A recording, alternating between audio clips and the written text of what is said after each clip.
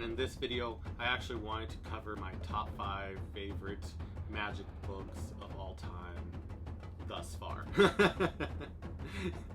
And I think there's some interesting ones that might appeal to many fans of close-up magic. So without further ado, let's roll that intro.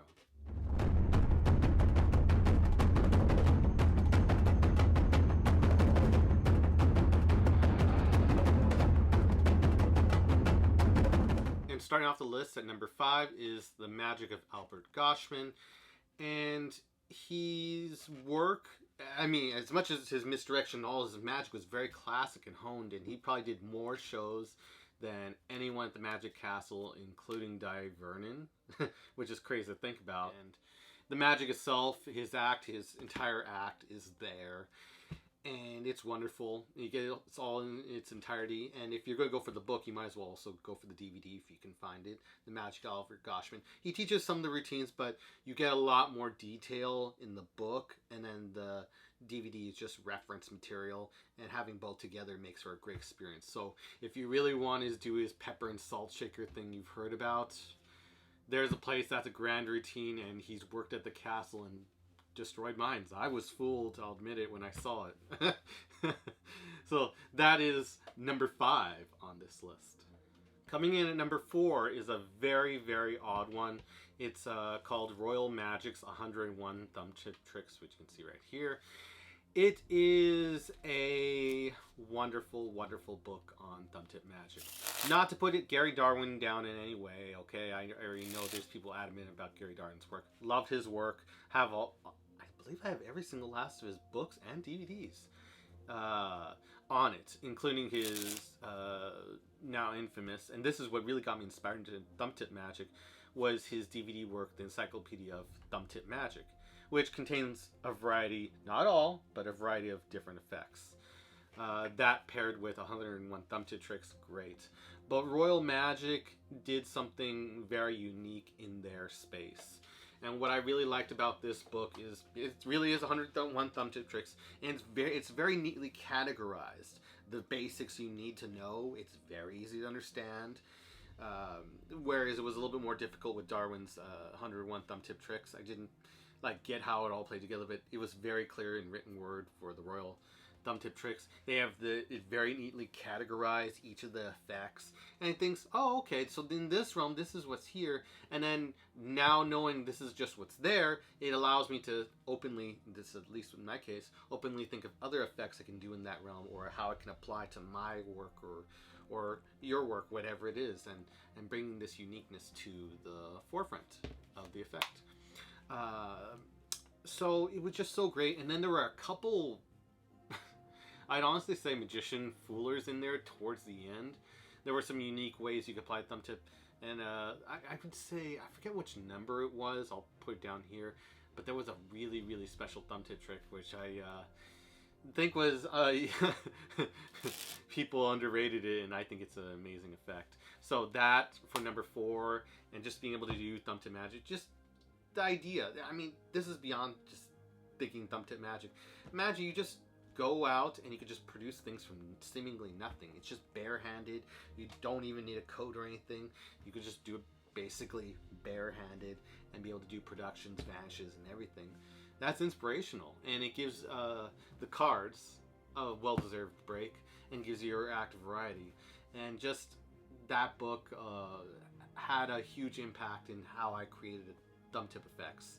So in addition to, Gary Darwin's books and literature on thumb tip work, which you popularized it, I'd highly recommend you check out Royal Magic's 101 thumb tip tricks. So that's for recommendation number 4.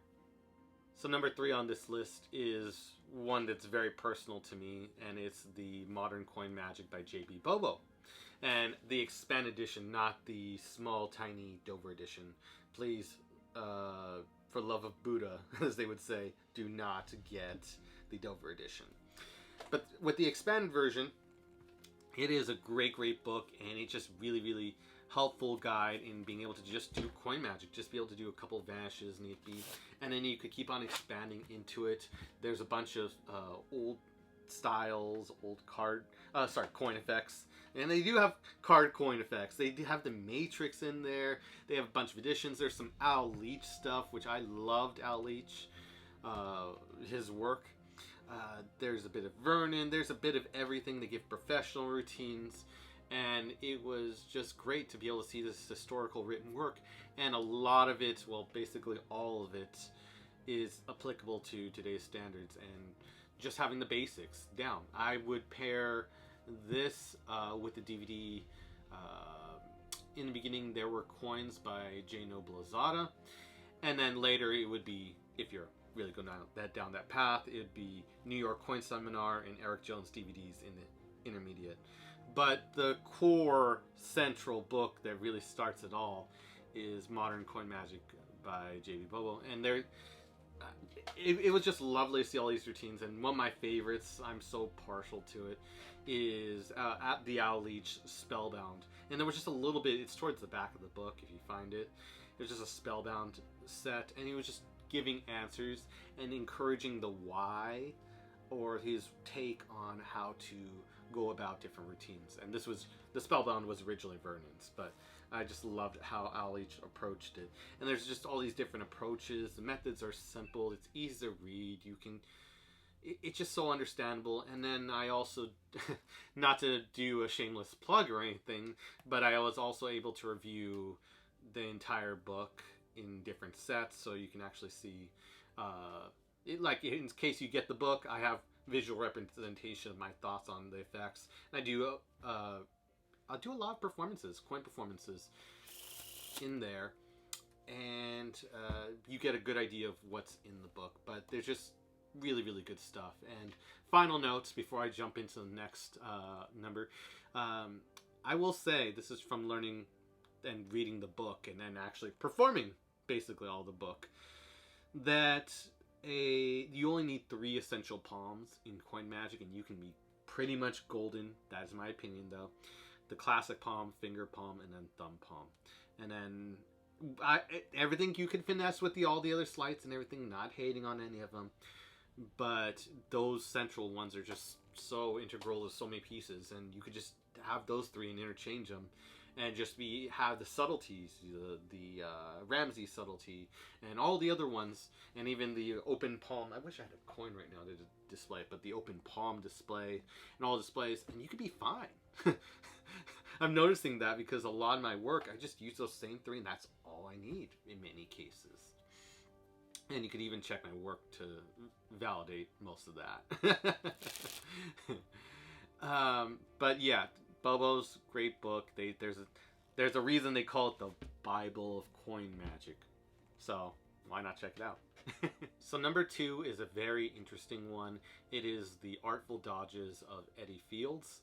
And that book is amazing in every sense of the word. The guy was very interesting. He did many different forms of acts. He did silent communication, where he can do telepathic, however you want to look at it, telepathic type shows. He was able to sell at a store. Like, he combined all these businesses. He was a real businessman. You gotta give it to him. And his partner George Metz. I could write down if I'm wrong. Anyways, they were just a great duo, and they created so many businesses in one, so they were able to get a good income and be able to sustain themselves. And they made a lot of cool things. Anyways, that was the history behind them a little bit. I know I'm oversimplifying it over there. But as to the book itself, which is the focus of this, just amazing magic. And the main ideas I've noticed, or the main concept is, for cleverness anyways, is that there is a less of a focus on sleights. There are a couple cool little things here and there, peak cuts and stuff of that nature. But what is really amazing to me is how they use subtlety, the use of subtlety. Eddie's just so good at it. His use of subtlety and routines, or ruses, or just clever maneuvers, very simple. It's very, very simple, mind you. that he is able to overcome slights and able to fool magicians all the time. There were joke stories about him, how he was, and I believe he fooled Marlowe many times. He fooled the reader, the writer of the book. He is an amazing, amazing performer, and to be able to inside their mind and witness all, or be able to understand how they create all the effects is just marvelous. And his work has had a huge impact on my work, especially with the secret techniques. Can't say too much on that. You could check my other videos for why. But I'm just so thankful to be able to even read that book, and I would highly recommend it in everyone's repertoire once they reach, and this is my opinion, even though the effects are simple, it's just understanding the performance after you got the fundamentals. For the intermediate's sake, you can be able to now have this ease. You don't have to do heavy slides to be able to impress. The idea is just more about subtlety. And you'll understand that once you read the book, then you go, oh, I get what he's saying. Oh, this is clever. I like this. And it's really changed how I think about magic and approaching it, which is why it's the Spanish school, last tangent, before we jump to number one. The Spanish school really lives off it. You see in Denny D'Artis's work that he just chooses subtlety or the clever wording, and man, that guy is smiling the whole way through. I see him. Anyways, and our pick for number one is, to no surprise, The Magic of Eddie Fector by Jerry Metzer. It is my favorite book. It was my first, I want to say, real magic book. I've gotten others, but this was like the very first time I felt like this was a pro book.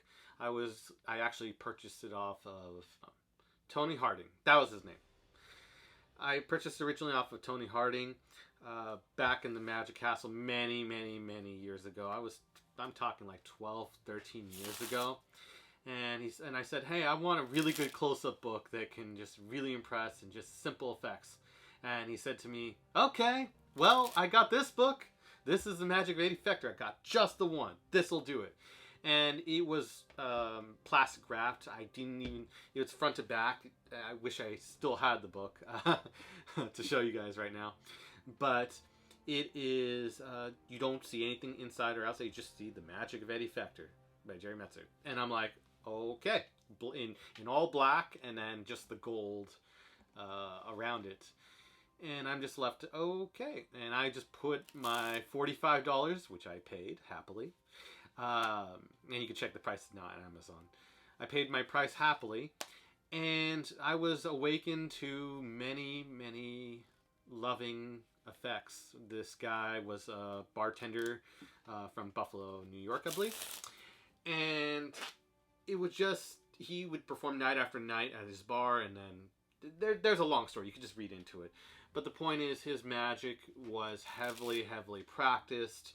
It's basically foolproof. He's tested. He's worked with the harshest audiences in the harshest conditions with just beer and different foods and everything everywhere. And he still makes magic work using a lot of peak work, which influenced, I believe, well, maybe Armstrong was able to learn peaks another route.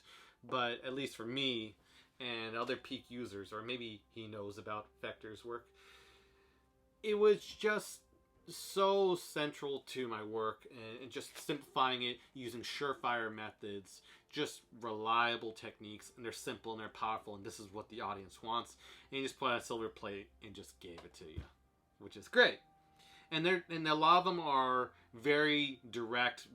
I don't want to say bare bones performances, but they're just very, very streamlined and simple.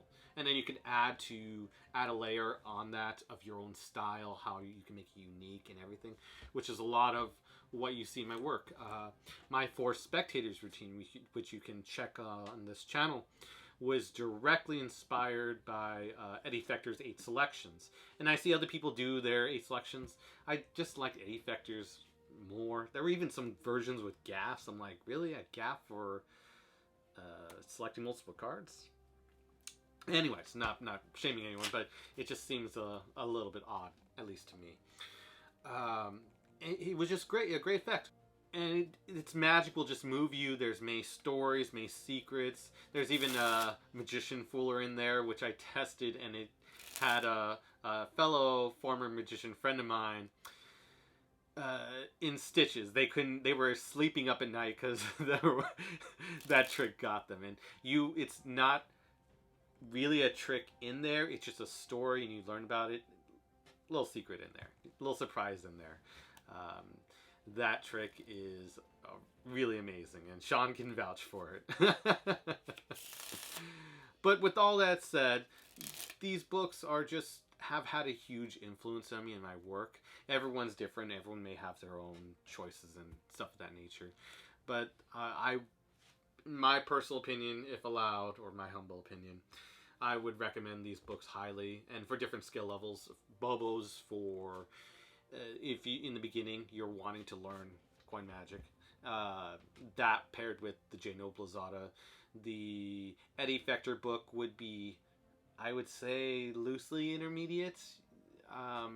You would first want to understand the basics of magic, and then you can go right on into that one. The Artful Dodges of Eddie Fields, I would recommend for intermediates, and then the other two, and then Royal Magic's 101 Thumb Trip Tricks could be for a beginner and just someone who wants some effects to impress the grandkids and just wants to keep it really simple and not even have to use cards. Hey, there you go. I could recommend that for you, as well as, in addition, my own video of how I created a holster so I could actually do multiple effects and not just be limited to one trick in case people ask for more. So definitely, I'll try to link that video below because I know that will be very, very helpful for people. And then finally, the magic of Albert Goschmann, I would recommend for, I would say definitely intermediate. It's a strong middle intermediate to advanced understanding the tricks in those books. Just because you need to already understand good fundamentals, because Albert's not going to really go into detail. He's just going into the advanced things and then the advanced theory right into it. So you already need to know these things to be able to do it. But once you're in intermediate, which is for the context, I can recommend the book more highly because it teaches a lot of theory and different things on how to make your performance unique, new ways of thinking, what Albert's tested, and all this is tested at the Magic Castle night after night after night, multiple shows in a row. He's really polished, and it really does show. So I definitely recommend that book as well. So those are my top 5 picks in magic literature in terms of just what really stood out to me in what I've seen thus far. And I know there's many more, and I can go down the list of all the books that I didn't mention, but these ones just have a unique impact, and I would, at least on me, and I would highly, highly suggest them. So which brings up the question, what are your top 5 magic books you would recommend to other magicians? Write them in the comment section down below. And as I love to say, if you haven't checked out this video or this video yet, definitely check them out. And you guys have a good one.